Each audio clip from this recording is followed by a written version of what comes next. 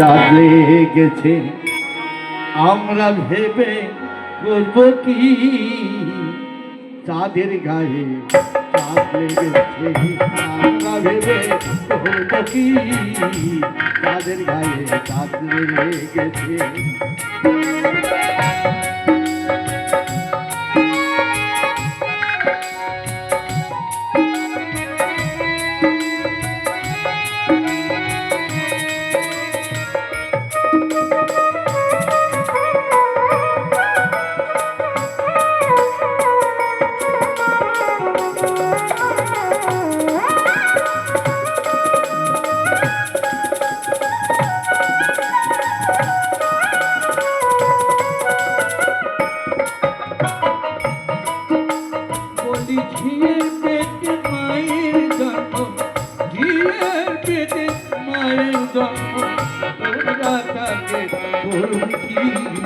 চাঁদের গায়ে চাঁদ লেগেছে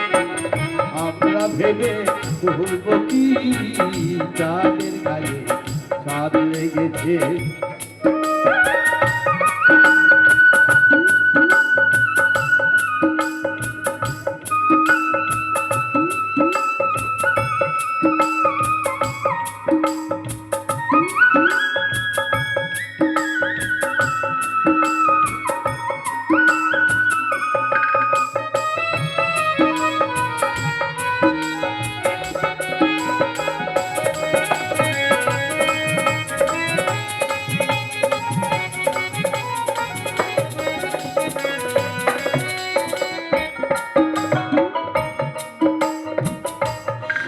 মাসের এক কন্যা ছিল 9 মাসে তার গর্ভ হলো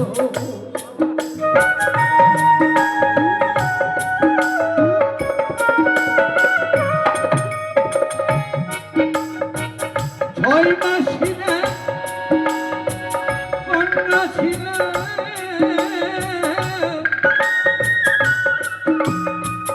9 মাসে তার গর্ভ হলো 9 মাসে তার গর্ভ হলো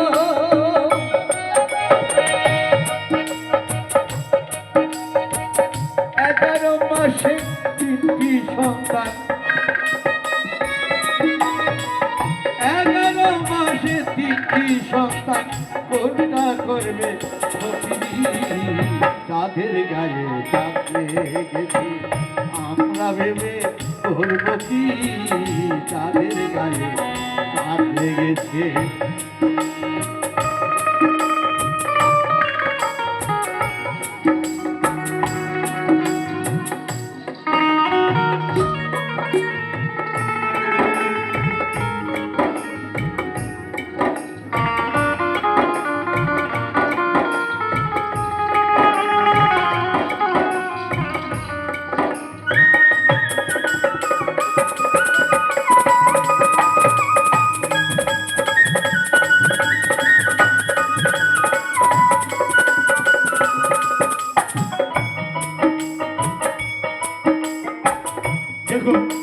বললাম না বিশ্লেষণ করতে গেলে অনেক সময়ের দরকার আছে 6 মাসের কন্যাকে 6 মাস মানে ষড়ঋতু আর 9 মাস গর্ভ মানে নবদান আচ্ছা 11 মাসে 3টি সন্তানকে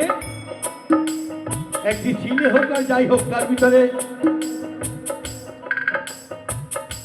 3টা জিনিসই আছে কি যিনি আমাদের জীবের কর্তা শিব এই জগতে একমাত্র জীবের কর্তা হয়েছে শিব একজনই কিন্তু পুরুষ আর আমরা কিন্তু সব প্রকৃতি তাই বলছে এর মাসে মাসে আসে যে জীবিত হয় সঙ্গতি বেশি গঙ্গা যমুনা সরস্বতী মাসে মাসে কথায় কি করে আসে যাকে আমাবতী বলে মায়ের পর্যন্ত ঋতু হয়েছিল তাই না আমি খাই যাই আমরা একটু জল লাগছে এই দেখো 6 মাসের কন্যা 9 মাসে হইল আর 3 মাসে হল ব্রহ্মা বিষ্ণু শিব এবার কোনটা করবে ফকির তা শিবই হচ্ছে ফকির তাই তো?